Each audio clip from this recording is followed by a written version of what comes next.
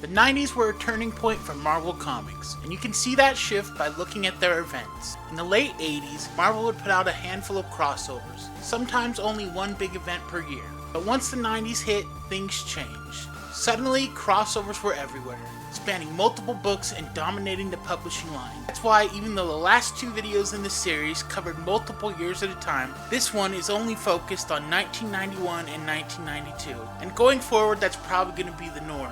These 2 years alone gave us some of Marvel's biggest and most defining events of the era, from the universe-shaking Infinity Gauntlet to the sprawling mutant conflicts of Executioner's Song and Operation Galactic Storm. Some of these events were instant classics while others not so much, but each one played a role in shaping Marvel's new era of interconnected storytelling.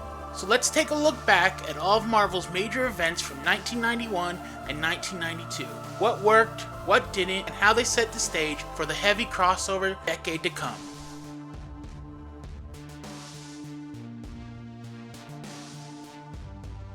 The Muir Island Saga was a 5-part Marvel crossover event featuring the X-Men and X-Factor, published in 1991. This storyline ran through Uncanny X-Men number 278 through 280 and X-Factor 69 through 7, marking a major turning point for both teams and setting the stage for X-Men's 90s relaunch.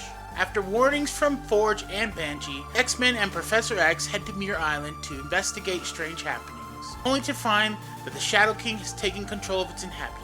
They don't get far before they're captured. Meanwhile, Professor X returns to his mansion, now in ruins after the events of Inferno, to use Cerebro, but instead finds Stevie Hunter being hunted by Colossus. Forced into battle, Xavier manages to free Colossus, but in doing so, has to erase the Peter Nicholas persona that Colossus had been living under since passing through the Siege Perilous. Realizing the full scope of the threat, Xavier calls on his original student, now operating as X-Factor for backup. Back on Muir Island, Wolverine splits off from the group and is immediately ambushed. Forge manages to take him down and break the Shadow King's control, then does the same to Rogue when she appears, ready to attack. Banshee shows up next, also brainwashed, but Forge quickly neutralizes and frees him as well. Once Banshee is back to himself, he fills the group in on what's been happening. Shadow King has been using Polaris as a living nexus between the physical world and the astral plane, ever since Zaldane stripped her of her magnetic abilities. Now she's absorbing negative energy and using it to enhance her strength, making her a key part in the Shadow King's plan to amass unlimited power. The heroes quickly realize that breaking that connection might mean having to kill her. With X-Factor assembled, Professor X launches a full-on assault on Muir Island, using resources provided by Val Cooper. X-Factor lands first and swiftly takes out the island's defenses. Back at his base, Professor X comes under attack himself. Shadow King, using his host's body, Jacob Rice, goes after him directly. Believing he has control over everyone present, including Val Cooper, Rise is caught off guard when Cooper reveals herself to be Mystique in disguise and promptly kills him.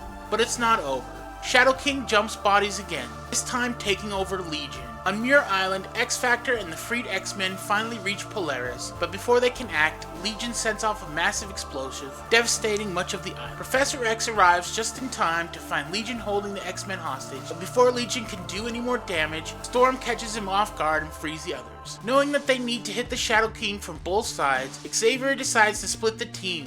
Half will try to sever Polaris' connection to the astral plane, while the other half will guard his body while he takes the fight to the Shadow King on the psychic battlefield. Once inside though, Xavier quickly realizes the Shadow King has grown too powerful for direct attack. Worse, the damage Xavier is taking on the astral plane is bleeding into his real body. Seeing this, Jean Grey pulls herself and the X-Men into the astral plane to assist. Meanwhile, in the physical world, Forge fights and defeats the still brainwashed Psylocke, then uses her psychic knife on Polaris to disrupt and destroy the Nexus. With his power source gone, the Shadow King is ripped apart. The Muir Island Saga had massive lasting consequences for the X-Men universe, marking the end of an era and setting the stages for the franchise's 90s relaunch. Muir Island was left heavily damaged, forcing longtime residents like Moira McTaggart and her research team to relocate. Polaris lost the super strength she gained from absorbing negative energy, regained her original magnetic abilities. Professor X once again lost the use of his legs, putting him back in a wheelchair for the foreseeable future.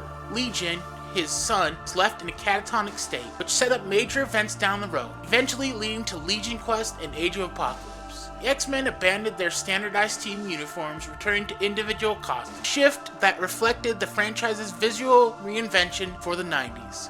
Colossus, now free of the Peter Nicholas identity, officially rejoined the team as well. Beyond the immediate changes to the X-Men status quo, this storyline marked the final issues of X-Factor in its original form before its transformation into a government-sponsored team. It also led directly into X-Men #1, which kicked off the next chapter of the franchise with the famous blue and gold team split. The Muir Island saga was a crucial transition between X-Men's late 80s era and their explosive 90s reinvention, making it one of the most pivotal X-Men events of its time.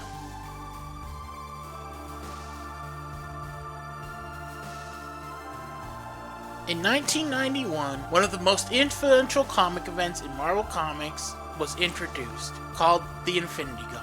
Written by Jim Starlin and illustrated by George Perez and Ron Lim, this 6-issue limited series centers on Thanos and his pursuit of ultimate power through the 6 Infinity Gems, later known as the Infinity Stones in the Marvel Cinematic Universe. Thanos believes that by wielding the gauntlet, he can prove his worthiness and earn her affection. His desire for Death's approval is not merely personal. Thanos' actions with the gauntlet have catastrophic consequences for the universe. In one of his first acts, he wipes out half of all life with the snap of his fingers, creating chaos across the cosmos. Surviving heroes, including Doctor Strange, Iron Man, Captain America, Thor, and others, form an alliance to stop Thanos.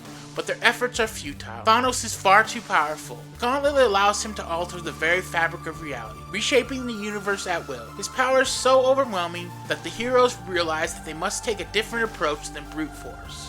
Despite their strength, Thanos' emotional instability and his obsession with Mistress Death make him a formidable opponent on a psychological level as well.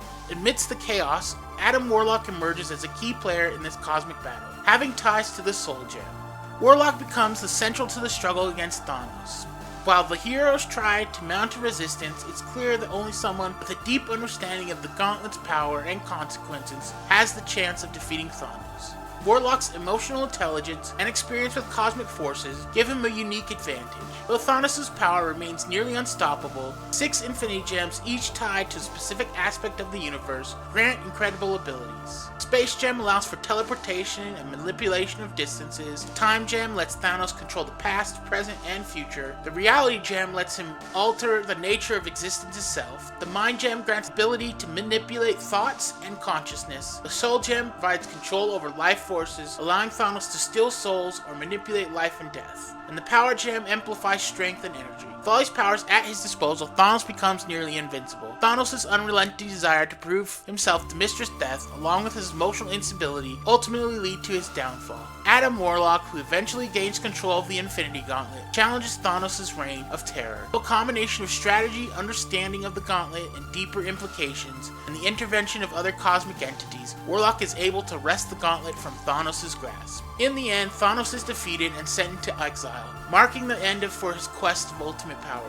The Infinity Gauntlet is not only an epic story of cosmic skill, but also one for philosophical depth. The event explores themes of power, responsibility, and isolation, asking what happens when one individual gains control over the universe, whether such power can truly bring fulfillment. The saga's impact on the Marvel Universe is immense, shaping the trajectory of many characters and events in the years to come. Creation of the Infinity Gauntlet was the culmination of a long-running storyline involving Thanos. It was developed by writer Jim Starlin, who had been closely associated with the character since the 1970s. In 1988, Starlin began exploring the concept of the Infinity Gems in Silver Surfer, where the initial groundwork for the event was laid. Starlin's involvement in the story was initially driven by his desire to create a grand cosmic tale, and in this early phase, he envisioned the plot as a way to push Thanos to the height of his power. The project didn't start with the idea of a crossover event in the mind. It wasn't until editor Tom DeFalco saw the potential for a larger story that it evolved into a massive universe-spanning saga. Starlin worked with George Perez and Ron Lim on the series, with Perez initially penciling the first few issues. Rescheduling concepts, Lim took over the art duties from Perez midway through the event. Perez's artwork, though short-lived, had a significant impact on the series' visual identity, and his iconic covers helped drive early fan excitement. The tie-ins to other Marvel comics like Captain America and X-Men, carefully controlled by Marvel's editorial staff, with certain characters being omitted or altered to fit the needs of the story. The Infinity Gauntlet became an instant success. It's considered to be one of the most influential storylines in 1990s comics. It ranked among the top 10 sellers in the months of its release, with its first issue seeing a significant increase in resale value. The series, which led into sequels like The Infinity War and The Infinity Crusade, was also commercially successful, and spin-offs like Warlock and The Infinity Watch were highly anticipated. Critics felt the sequels were driven more by sales rather than strong storytelling due to their excessive tie-ins and slow pacing. By the mid-1990s, interest in the saga began to decline. Warlock and the Infinity Watch was cancelled in 1995. Despite this, the Gauntlet's iconic imagery remained popular, including being featured in a 2010 ESPN promotional campaign. The storyline regained attention with Thanos' appearance in The Avengers in 2012, a movie from the Marvel Cinematic Universe, and the reveal of Avengers Infinity War, which directly drew inspiration from the original comic. This renewed interest made the Infinity Gauntlet graphic novel the best-selling graphic novel of 2018. Not all reviews were positive, some critics stating that the story lacked real consequences or emotional depth. In the years since, the Infinity Gauntlet had influenced multiple Marvel comics and adaptations, including What If, Avengers in the Infinity Gauntlet, and Secret Wars in 2015, cementing its legacy as a cornerstone of Marvel Comics storytelling. The Infinity Gauntlet holds a pivotal place in the history of comics. It expanded the scope of superhero storytelling, pushing the boundaries of cosmic events and the exploration of power on an unparalleled scale. The series was a key moment in Marvel's evolution, bringing together its vast pantheon of characters and creating a storyline that felt both intimate and epic. Its success helped solidify the notion of the cosmic event in modern comic book culture. The influence of the Infinity Gauntlet can still be felt today, and has been referenced in countless comics and films, including the MCU, where the saga was adapted into Avengers Infinity War and Avengers Endgame.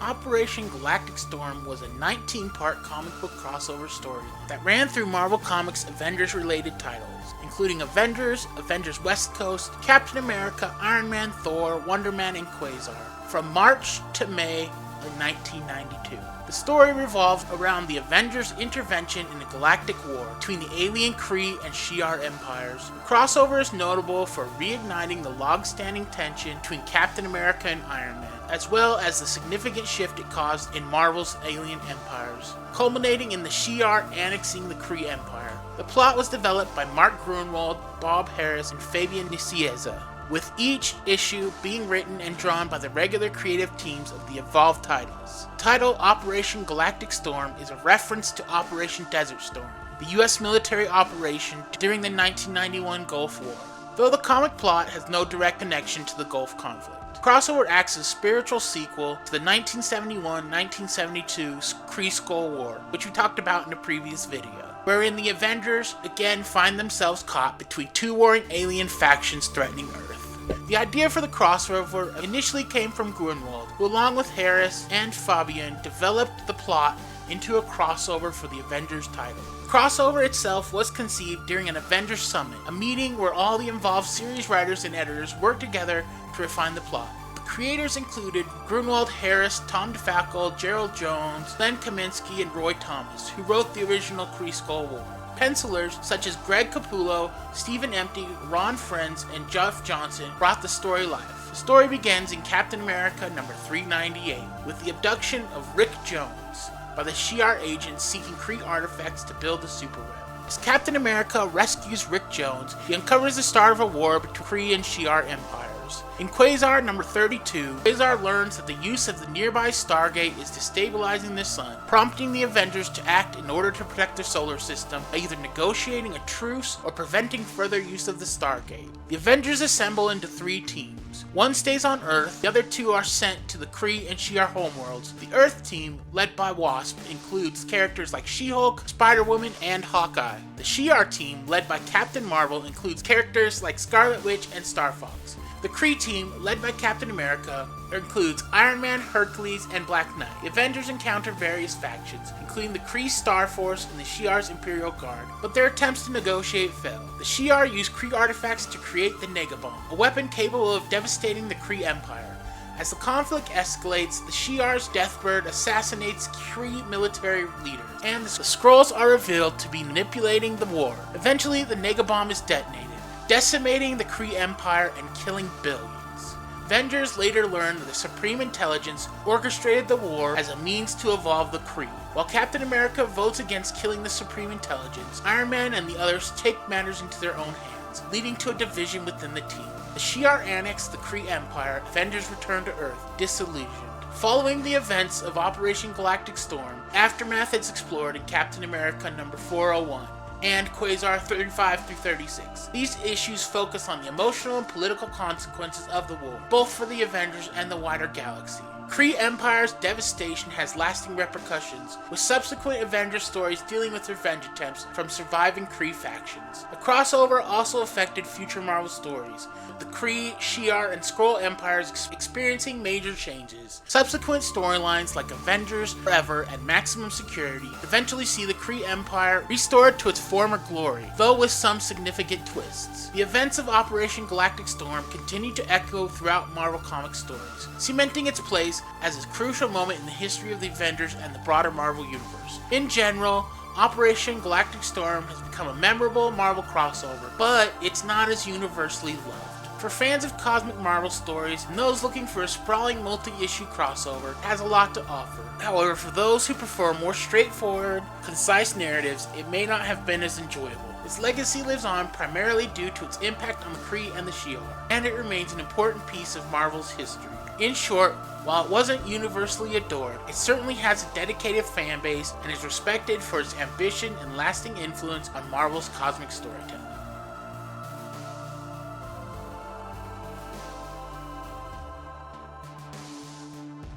In 1992, Marvel released a 6-issue limited series that went by the name Infinity War. Written by Jim Starlin with art by Ron Lim, Ian Laughlin, Al Milgrom, Jack Morelli, and Crystal Shield, a direct sequel to the Infinity Gauntlet, it was followed by the Infinity Crusade. After claiming the Infinity Gauntlet, Adam Warlock expels both his good and evil aspects to become purely logical beings. This act unwittingly gives rise to the Magus, his malevolent counterpart, who sets out to seize control of the universe. The Magus gathers cosmic containment units akin to a cosmic cubes to amplify his power, creating a twisted army of doppelgangers modeled after Earth's heroes and villains. His power grows strong enough to render eternity, the embodiment of the universe, catatonic, preventing higher cosmic entities from intervening. Sensing a massive cosmic disturbance, Thanos begins investigating and soon realizes the Magus' return.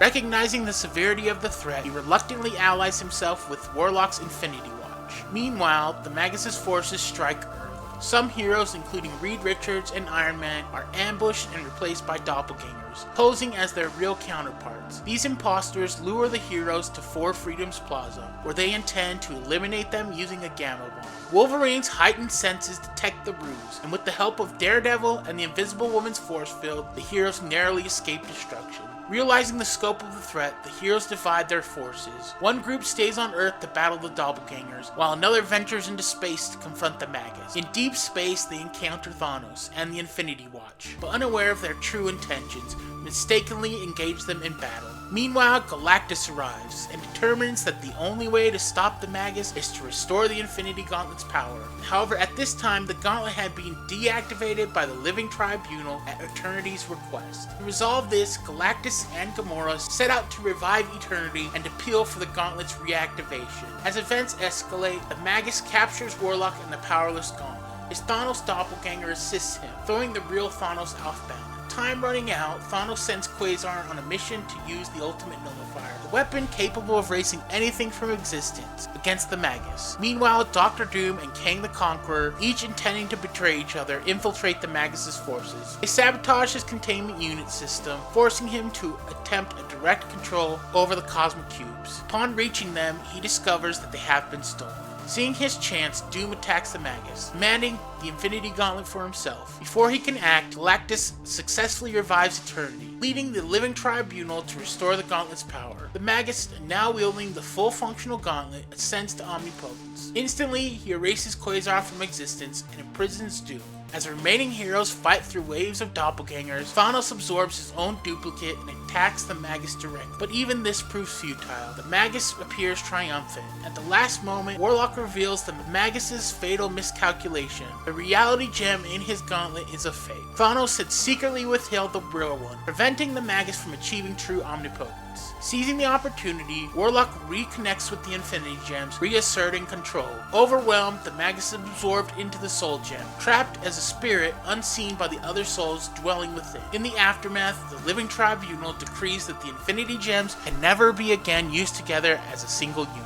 Meanwhile, the stolen cosmic containment units remain missing. In a final twist, it is revealed that they were taken by Warlock's suppressed good persona, now manifesting as a separate being, the Goddess, who would soon ignite the next cosmic conflict in the Infinity Crusade. In 2014, Marvel Studios announced Avengers Infinity War, a two-part film written by Christopher Marcus and Stephen McFeely and directed by the Russo brothers. Initially planned as a single film, it was later split into Avengers Infinity War and Avengers Endgame. Despite sharing a title with the 1992 storyline, the film primarily adapts the Infinity Gauntlet rather than the Infinity War. The Infinity War received a generally positive reception from readers. On Goodreads, the collected edition holds an average rating of 3.7 out of 5, based on over 3,500 ratings, indicating an overall favorable response. While the series was popular among readers, some critiques emerged over time. A 2018 retrospective review noted that the storyline heavily relied on characters' doppelgangers and involved complex machinations by the antagonist, the Magus, which some found to be a little convoluted. Despite these critiques, the series maintained a solid fan base and contributed significantly to Marvel's cosmic narratives.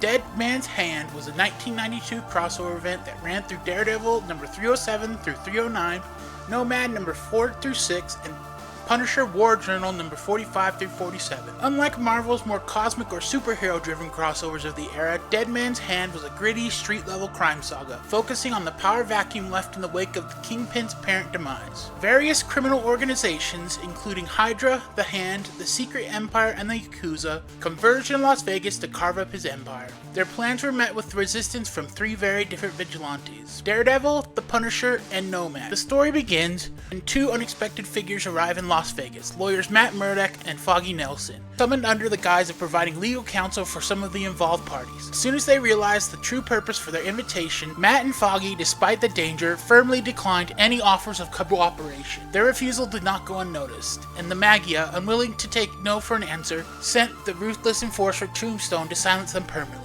They underestimated who they were dealing with. When Tombstone launched his attack, he found himself facing not just any ordinary blind lawyer, but Matt Murdock's alter ego Daredevil. In a brutal showdown, Daredevil managed to fend off the assassin, but this was just the beginning of a much larger war. The criminal gathering did not escape the notice of the world's deadliest vigilantes. Punisher, ever watchful for major criminal activities, saw the concentration of so many high-profile targets as a perfect opportunity to strike.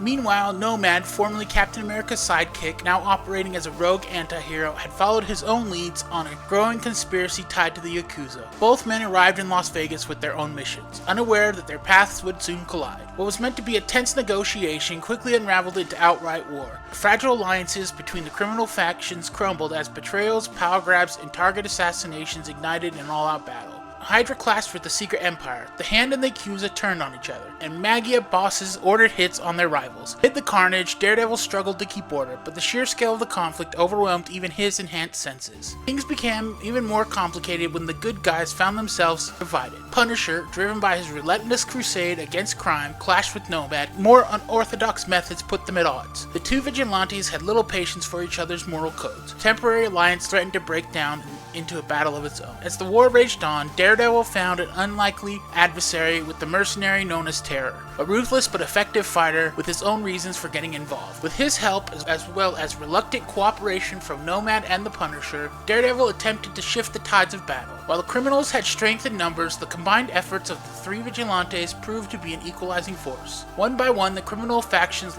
suffered heavy losses and their grip on Vegas weakened. In the final battle, as the remaining crime bosses gathered for a desperate last stand, conflict reached its peak.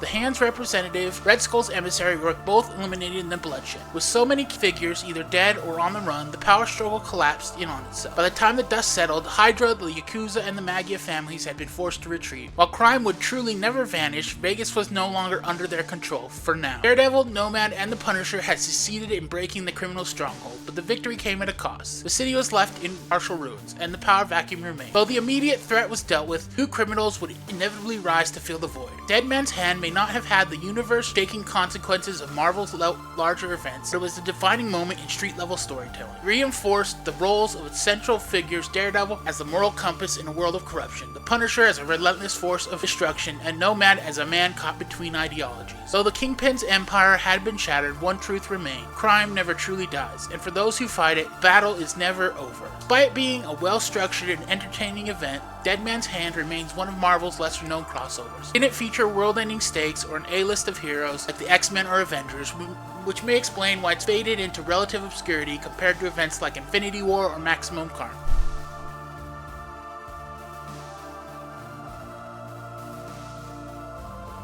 Marvel's Rise of the Midnight Suns was a crossover event that brought together a team of supernatural heroes.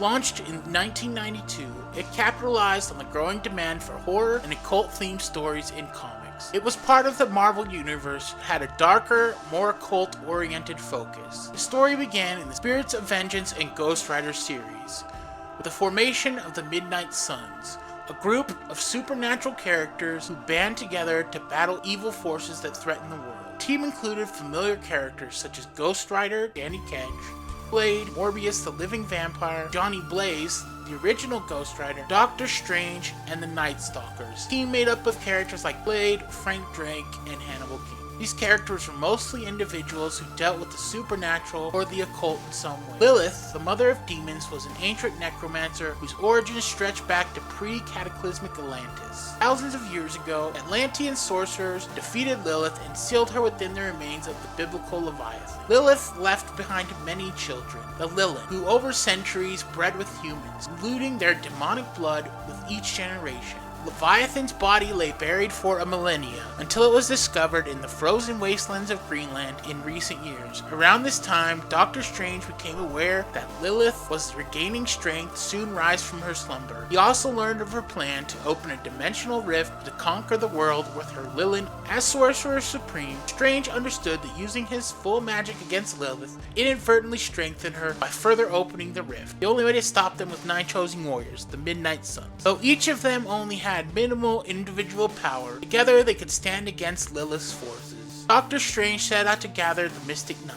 The Ghost Rider began experiencing visions of Lilith's rise and convinced his former host Johnny Blaze to join him in the fight. Johnny, reluctant to re-engage with the Ghost Rider, agreed, knowing that his family would be in danger if he didn't help. Together, they became the Spirits of Vengeance. First, to confront Lilith's progeny, they battled Blackout, a grandchild of Lilith, as well as the other Lilith, like Pilgrim and Creed, outside Providence, Rhode Island. Meanwhile, Lilith, Blackout, and Pilgrim traveled to New York, searching for 2 more of her Lilith, Dakota and Fang. Knowing that Ghost Rider and Blaze had arrived, Lilith sent Fang to infect Morbius, the living vampire with demonic blood. This transformation made Morbius stronger and more vampiric. Doctor Strange approached Morbius, asking for his aid against Lilith, and the vampire, disillusioned with his existence, agreed. 3 more members joined the Midnight Suns: Victoria Montesi, Louise Hastings, and the Interpol agent Sam Buchanan. They were tasked with finding and protecting the lost pages of the Darkhold, Book of Sins. After encountering cultists, they agreed to join the fight against Lilith. Doctor Strange then arranged for a vampire hunter, Blade, to be freed from a mental hospital. Blade reunited with Frank Drake and Hannibal King, forming the Night Stalkers. The group used King's Detective Agency as their headquarters. Lilith sought to manipulate the Night Stalkers into killing Ghost Rider and Blaze, claiming that they were demons. After a brief confrontation, the Night Stalkers realized Lilith was the true enemy. Lilith, now with all her surviving Lilith, turned to Greenland to open the dimensional rift. Doctor Strange teleported the Midnight Suns to confront her, and the 2 sides clashed. While the Midnight Suns fought valiantly, it was Ghost Rider who defeated Lilith by turning her dimensional rift back on herself. Rise of the Midnight Suns story arc introduced a more gritty, horror-driven direction for Marvel's supernatural characters, setting them apart from the traditional superhero fare. Though the event was short-lived, it had lasting implications for the characters involved, with the Midnight Suns becoming a recurring group of various Marvel stories related to the occult and the supernatural. It also helped shape darker, horror-inspired tone that would influence some of Marvel's later supernatural-themed stories.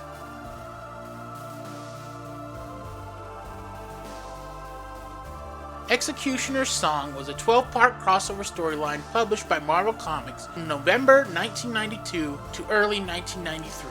spanning Uncanny X-Men, X-Men Volume 2, X-Factor, and X-Force, with Strife as the central villain. The issues were sold polybagged with special trading cards featuring Strife's personal views on key characters, increasing their price $1.50 from the usual $1.25. The story begins when mutant pop star Lila Cheney organizes a free concert in Central Park, intended to promote the unity between mutants and humans. Professor Charles Xavier is invited to speak, but the event takes a dark turn when he is shot by an assailant who appears to be Cable. Bullet carries a lethal techno-organic virus, leaving Xavier on the brink of death. This act of terrorism triggers widespread chaos as the X-Men and their allies scramble to understand who is responsible and how to save Xavier. Meanwhile, Cyclops and Jean Grey are kidnapped by the Horsemen of the Apocalypse. In exchange for the Summers couple, Strife gives Sinister a canister that supposedly contains valuable genetic material related to the Summers bloodline. However, Sinister is later revealed to have been double-crossed. Xavier incapacitated, tensions flare between different mutant factions. The X-Men, alongside with X-Factor, suspect Cable's team X-Force is complicit in the attack. They confront and capture X-Force in a brutal battle, even though X-Force had no contact with Cable since a SHIELD raid on their headquarters. Wolverine and Bishop locate Cable, and after a brief skirmish, determine that he may not be the culprit. As the mystery deepens, Apocalypse, previously thought to be dead, is revealed to be alive, but severely weakened. His former minions, the Dark Riders, betray him and align with Strife. In a moment of desperation, Apocalypse turns to the X-Men for protection and offers them something invaluable in return: cure for Xavier's techno-virus infection. Held captive, Cyclops and Jean Grey endure psychological and physical torture at the hands of Strife, who blames them for his suffering. His accusations leave them confused, as they have never met Strife before. Eventually, they realize that Strife and Cable must be connected to their son, Nathan Christopher Summers, whom Cyclops had sent to the future years earlier to be saved from the techno-organic virus. With Xavier stabilized with the help of Apocalypse, the X-Men launch a rescue mission to save Cyclops and Jean, taken to Apocalypse's old lunar base. Cable, Wolverine, and Bishop arrive first, engaging in an intense battle with Strife's forces. Soon after, Storm's team of X-Men and Apocalypse arrive, leading to multiple confrontations. The Dark Riders viciously turn on Apocalypse, bringing him to the brink of death. Meanwhile, Archangel, still struggling with his past transformation at Apocalypse's hands, refuses to grant his former master a mercy killing. Strife, determined to ensure that Cyclops and Jean suffer, activates a massive time portal. As he prepares to collapse the structure on top of them, Cable intervenes, grappling with Strife in a desperate final confrontation. Cyclops, despite his lingering doubts, triggers the portal, causing both Cable and Strife to hold into the time vortex. The explosion leaves everyone uncertain whether either of them survive. In the aftermath, the X-Men decide piecing together the implications of what happened. The canister Strife gave Sinister, instead of containing genetic material, releases the deadly Legacy virus, a plague designed to wipe out mutant kind. The story's impact extended beyond its immediate events, as the Legacy virus became a major plot point in X-Men comics, eventually leading to Colossus' sacrifice to activate the cure. Strife and Apocalypse would return, with Strife haunting Cable as a ghost, ultimately resurfacing as a time anomaly. Crossover, highly anticipated at the time, boosted sales, but disappointed some fans due to its cryptic handling of Cable's origin. The full revelation that Cable was Nathan Summers and Strife was his clone was delayed until 1994. The storyline was conceived at a 1992 X-Men Writers Retreat, where the writers sought to pit the X-Men against their greatest foe. Initially, Magneto's return was planned for added shock value. This idea was scrapped, later used in Fatal Attraction. There were rumors that editor Bob Harris forced changes to the ending, but others have also denied. Strife's Strike File, a 1993 one-shot, expanded on the crossover's theme, using a CD-ROM found by Bishop as a framing device. It teased future plotlines,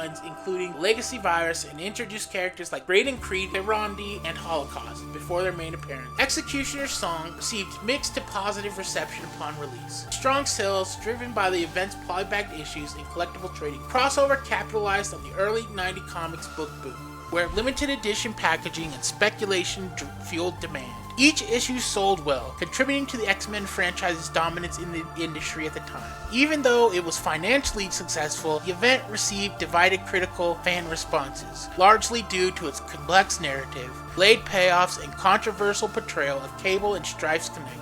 At the time, many readers were intrigued by the mystery surrounding Cable and Strife, as Marvel had been teasing the relationship for years. The event ultimately did not provide a definitive answer, frustrating some fans who expected a resolution. It wasn't until 1994's The Adventures of Cyclops and Phoenix that it was confirmed that Cable was a real Nathan Summers and Strife was his clone, making Executioner's Song feel like more of an extended setup rather than a self-contained story. Some critics view this as a weakness, arguing that the story leaned too heavily on the cryptic dialogue and prolonged suspense without clear answers. Another point of contention was the forced conflict between the X-Men and X-Force. Some readers felt the immediate assumption that Cable had shot Professor X, leading to a violent clash between the teams, contrived. The fight scenes were exciting, but seemed to rely on misunderstanding rather than the meaningful character development. Conversely, others praised the tension, arguing that it added drama and showcased how fragmented the mutant community was at the time. The artwork, which rotated between Brandon Peterson, Andy Kubert, Greg Capullo, and Jay Lee, was another diverse aspect. Many praised the dynamic action sequences, especially Lee's gothic, heavily inked style in X-Factor, which gave the story an ominous atmosphere. However, some felt that the constant shift in artistic style between issues hurt the event's visual consistency. Despite these criticisms, the crossover was significant for its lasting impact on X-Men lore. It introduced the Legacy Virus, which became a major plotline for nearly a decade, serving as a metaphor for the AIDS epidemic. It also further developed Apocalypse and Strife's dynamic, reinforcing Strife's hatred toward Cyclops and Jean Grey. Additionally, the event helped solidify Cable's role as a major player in the X-Men universe, even with all the lingering mystery around his past. In retrospective rankings, Executioner's Song is often remembered as a quintessential 90s X-Men crossover, action-packed, melodramatic, and heavily steeped in continuity. Some modern critics appreciate its ambition and themes, while others see it as emblematic of the excess of the area, particularly with its plot, editorially driven spec. Nonetheless, it remains a significant milestone in X-Men history, both for its narrative consequences and its role in shaping the franchise's direction throughout the decade.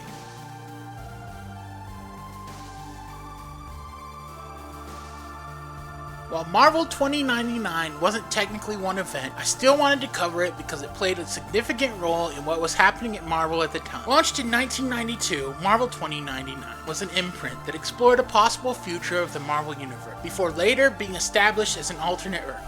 In comics, an imprint refers to a specific publishing line within a larger company, often with its own branding, themes, or continuity. Marvel 2099 was first introduced in Stan's Soapbox as a Marvel World of Tomorrow project initially developed by Stan Lee and John Byrne, eventually expanded into a full-fledged imprint, originally titled Marvel 2093, before ultimately becoming Marvel 2099. The imprint launched with Spider-Man 2099, Doom 2099, Punisher 2099, and Ravage 2099. Three of these reimagined characters, while Ravage 2099 introduced a brand new hero. While originally presented as a possible future of Earth 616, the main Marvel universe, it was later designated Earth 928. Marvel 2099's world was a cyberpunk dystopia, with mega corporations like Alchemax controlling much of society. The present-day Marvel Age of Heroes had become mythologized, with figures like Thor worshipped as religious icons. The economy was driven by plantable currency chips, and law enforcement was replaced with privatized security forces such as the Public Eye. Under editor Joe Cavalieri, the imprint was well coordinated, with interwoven storylines similar to Marvel's 1960s approach. Early success led to expansion, including X-Men 2099 and 2099 Unlimited, which introduced Hulk 2099. The imprint's first major crossover, The Fall of the Hammer, featured a technologically recreated Norse pantheon, but struggled with execution. As sales declined, Marvel attempted to reinvigorate the line. Warren Ellis took over Doom 2099, leading a storyline in which Doom seized control of the US, and this shifted the imprint into 2099 AD, while struggling titles like the Hulk 2099, Ravage 2099, and Punisher 2099 were cancelled. In-universe, this was explained as the corrupt President Rogers ordering the execution of several heroes. In 1996, Marvel fired Cavalieri as a part of a cost-cutting measure. Many creators, including Peter David, Warren Ellis, left in protest. Without strong editorial leadership, imprint floundered. Marvel attempted to salvage it with X-Nation 2099 and Fantastic Four 2099. Despite all this, sales continued to decline. leading to the cancellation of all series. The imprint's finale, 2099 World of Tomorrow, attempted to wrap up loose ends, but only lasted 8 issues. Final story, 2099 Manifest Destiny, 1998, depicted Captain America awakening in suspended animation, Miguel O'Hara assembling a new Avengers team, closing the book on Marvel 2099. Despite the imprint's decline, Marvel has revisited 2099 multiple times. Miguel O'Hara returned to mainstream Marvel in Superior Spider-Man in 2013, later starring in a solo series and playing a key role in the Spider-Verse. 2099 timeline has since been altered, particularly during the Secret Wars in 2015, which merged different versions of 2099 to one new continuity. For the 25th anniversary in 2019, Marvel released new one-shots, including Conan and Venom 20. The imprint was initially well received, particularly Spider-Man 2099, written by Peter David and drawn by Rick Lenardi. The series' cyberpunk themes, strong characterization, critique of corporate control made it the standout title.